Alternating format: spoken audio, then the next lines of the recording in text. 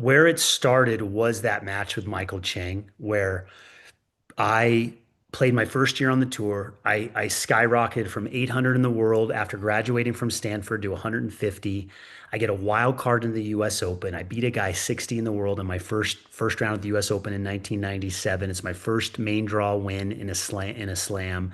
And now I'm playing Michael Chang in front of 24,000 people and millions watching on TV. John McEnroe's announcing the match. I mean, this is my moment. This is the biggest moment of my career. And I remember being so overtaken with rumination of thinking and anxiety. Like for 3 days leading up to that match, I was scared to play Michael Chang on Arthur Ashe Stadium, which, we're US Open's coming up at the time of this podcast, but like it's amazing how much as an athlete you can still get overcome by your thinking and your thoughts. And I share that to preface this performance thing is that I'm having all this stuff going on mentally and emotionally leading up to the match, and yet I still have to get on the court and perform in front of millions of people.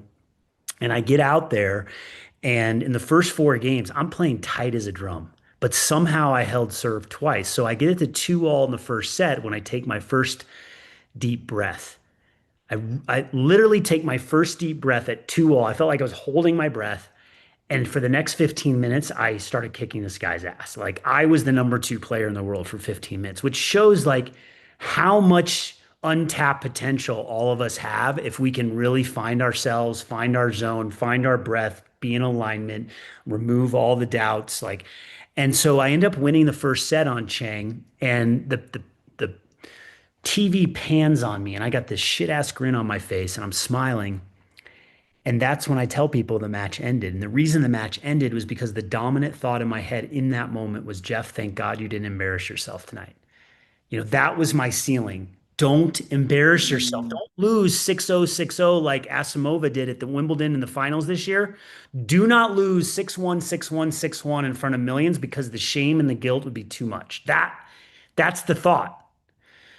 It's crazy, right? Because I'm serving 125. I'm the next great American. People on the outside see me and they're like, "Oh, he's got it together. He's extraordinary. He's an amazing athlete. He's this, he's that." But on the inside, I'm like little Jeff from Colorado who doesn't believe he can win and be there. And so coming to terms with kind of that thing led me to um, you know, where I am today in the performance. And so getting to your question, I lose the match in four sets. I get off the court. The next day, I'm in a Midtown Manhattan hotel suite and I'm signing a contract with IMG. So IMG is like, you are the next it, or at least one of the next its. I'm signing with Pete Sampras' agent. And I thought my career was going to take off. And that's when the injuries hit 3 months later. I hurt my ankle. I hurt my knee. They were misdiagnosed. 2 years of like on the shelf. So you go from the top of the top, signing with agent after playing Chang, to you're living in your parents' basement, not making any money, no deals, no one talking to you. Your ranking is going like this. In other sports, if you get hurt for a year, 2 years, if you're Clay Thompson with an Achilles tail and you come back, you're starting by the first month or second month once you get back, and you're making 40 million a year. But in tennis, when you start over, you're at 800 in the world again, starting over. It is the most effed up system where you can be really good and go out for a year and you can't play. So what ended up happening was this doctor said, listen, man, you got this bone spur in your ankle. You have no ankle flexibility. You have no mobility in your ankle left at 24. You've got to change that. You got to start stretching. Well, I tend to be a little bit ADD. I get bored easily. I'm like, stretching's so boring. So I decided to go to my first yoga class at 24 in 1998. And that was the beginning. I went to a yoga class, started doing down dog. I started eating organic food. I started studying like, where do these limiting beliefs come from? And why am I choking in big matches?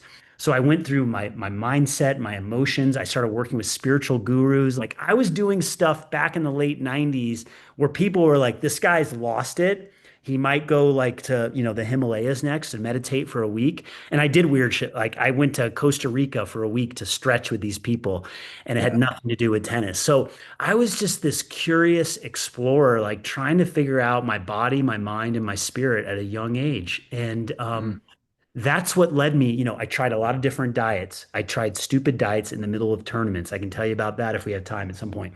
I did all the stretching. I did all the different weightlifting. I tried all the coaches. And so from 24 years old to 30 to 33, that was the quest.